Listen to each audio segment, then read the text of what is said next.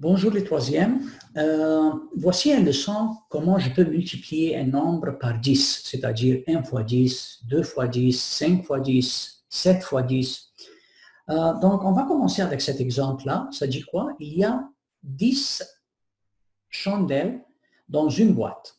Rosalie achète 4 boîtes. Donc, je vois ici, il y a 10, il y a 10, il y a 10, il y a 10. Puis, Rosalie achète 4 boîtes, donc première boîte, deuxième boîte, troisième boîte, quatrième boîte. Combien de chandelles Rosalie achète-t-elle? Montre ton travail. Donc, si je montre mon travail avec l'addition, je vais dire j'ai le premier 10 boîtes, 10 chandelles dans une première boîte. Dans la deuxième boîte, il y a un autre 10, troisième boîte 10, quatrième boîte 10. Donc, 10 et 10, 20, plus 10, 30, plus 10, 40. Donc, il y a 40 chandelles. Donc, ça, c'est si j'utilise la multiplication, l'addition. Mais si j'utilise la multiplication, je peux dire quoi? Je peux dire le 10 chandelles dans chaque boîte, je le multiplie par combien de boîtes? 4 boîtes.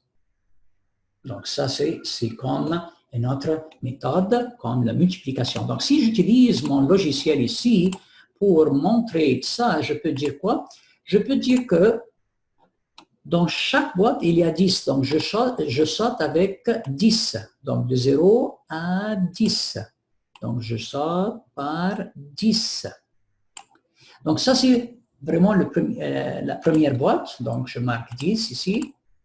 Et je dis une autre boîte, deuxième boîte, une autre boîte, troisième boîte, une autre boîte, quatrième boîte. Donc, si je regarde, je vais trouver que c'est 40. 10, encore 10, c'est 20, encore 10, c'est 30, et encore 10, c'est 40. Donc, ça c'est comment je peux utiliser la multiplication. Encore une fois, je peux utiliser les jetons. Donc, je peux dire comme ça. Dans la première boîte, il y a 10. Donc, voici 10. Dans la deuxième boîte, un autre 10. Dans la troisième boîte, un autre 10. Quatrième boîte, 10. Donc, si je compte ici, et si je fais le scan ici, je copie ça et je l'analyse et je le mets ici. Donc, je vais dire tout de suite que j'ai 4 rangées, chaque rangée a 10. Donc, 4 fois 10, ça donne 40. Donc, comme on voit ici, il y a 3 méthodes. La méthode de droite numérique, la méthode des jetons, la méthode de l'addition. Il y a beaucoup de méthodes pour arriver à 40. Un autre exemple, il y a 6 paquets de ballons. Donc, je vois ici 1, 2, 3, 4, 5, 6. 6 paquets de ballons. Il y a 10 ballons dans chaque paquet. Combien de ballons y a-t-il en tout? Donc, si j'ai 10, 10, 10, 10, 10, 10, je peux l'ajouter 10, 6 fois comme ça en faisant l'addition. Donc, je peux mettre le premier paquet, puis deuxième, troisième, quatrième, cinquième et sixième. Donc, 10 et 10, 20, plus 10, 30, plus 10, 40, plus 10, 50, plus 10, 60. Ça, c'est avec l'addition. Mais je peux utiliser toujours la multiplication. Je peux dire, j'ai 6 paquets, dans chaque paquet, il y a 10. Donc, je peux utiliser même les intervalles ou le base, utilise le matériel de 10 bases, ici. Donc, le premier 10, deuxième 10, troisième 10, quatrième 10, cinquième 10, sixième 10. Donc, 6 fois 10, ça donne 60. Et même, je peux utiliser la droite numérique, je saute par 10. Combien de fois je saute par 10? 6 fois. Donc, si je compte ici, 1, 2, 3, 4, 5, 6, jusqu'à que j'arrive à 60. Donc, je peux dire qu'il y a 60 ballons dans les 6 paquets. On va trouver quelque chose de très, très intéressant.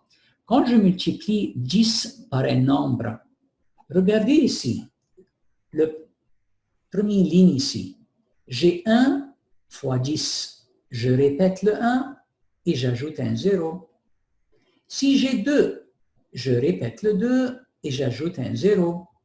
Si j'ai 3 fois 10, je répète 3 et j'ajoute un 0. Si j'ai 4 fois 10, je répète 4 et j'ajoute un 0. Si j'ai 5, je répète le 5 et j'ajoute un 0. Donc, si j'ai 7 fois 10, tout ce que j'ai besoin de faire, je répète le 7 et j'ajoute un 0 à côté, 70. Si j'ai 8 fois 10, sans penser, je répète le 8 et j'ajoute un 0.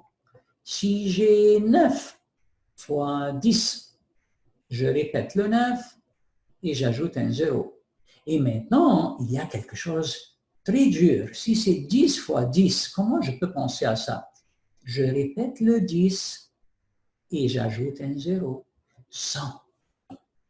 Donc, j'espère que vous avez bien compris cette leçon. Donc, ça donne exactement la méthode. Ici, le chiffre des unités du produit est toujours 0. Donc, toujours 0 l'unité ici. Je l'ajoute après le nombre. Donc, 7, je le répète, et j'ajoute l'unité 0 chaque fois que je multiplie par 10. Donc, j'espère que vous avez bien compris la leçon. Merci pour votre attention.